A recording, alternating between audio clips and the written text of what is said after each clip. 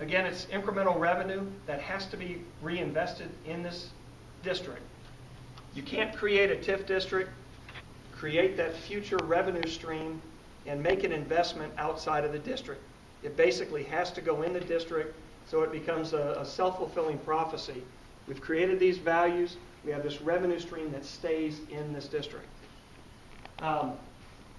Basically, the revenue from the future projects basically fund those particular projects. It doesn't rely on new taxes. It's aligning the goals of all the taxing districts, because in effect what you have is you've got everyone on the same side of the table focused on how can we grow the value. How can we grow the value that benefits the school district, the county, the city? It's everyone on the same side of the table focused on, we're looking at this investment into these particular projects into the future. It requires a formal plan, as we've mentioned.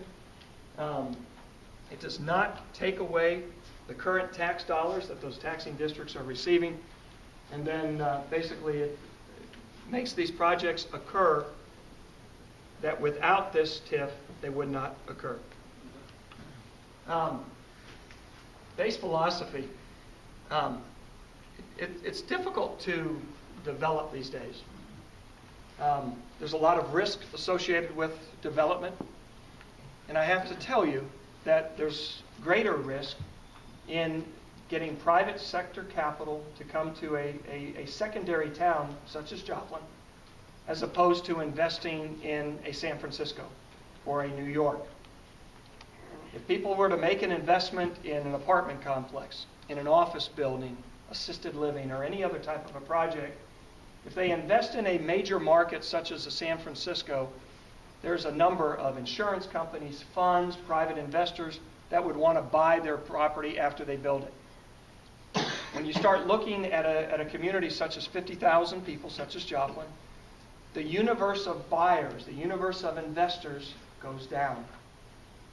And the revenues, let's think of it from what it takes to build a project. If you're going to build an office building, you have tenants there that pay rent. The rent that you can receive in Joplin compared to another, say New York, is of lesser value. It's a lower rent, which means the revenue that you can realize off of this investment isn't as great as some other market, which means it reduces the amount of capital that you can secure and attract to an investment. What TIF provides is a way that we can fund that gap between what it costs to build something and the amount of capital that it truly will attract. Otherwise, these projects would not happen. You can't just come up with 90% of the capital and build an office building. You need 100% to build it. You have to finish it. This TIF provides that extra amount to put it over the edge so that these projects can be completed. As I mentioned before, our goal is how can we build all of these projects? They have to be built at the same time.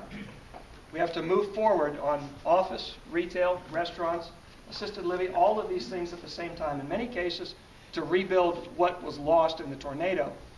But at the same time, you have to have the rooftops in order to have retail. You have to have the retail in order to have some of these other components. You have to have entertainment. You have to have all these different pieces, which is why we are moving forward in a very aggressive manner, where that first $800 million of projects will all be done within the next 3 to 5 years. And again, this TIF is what makes that possible.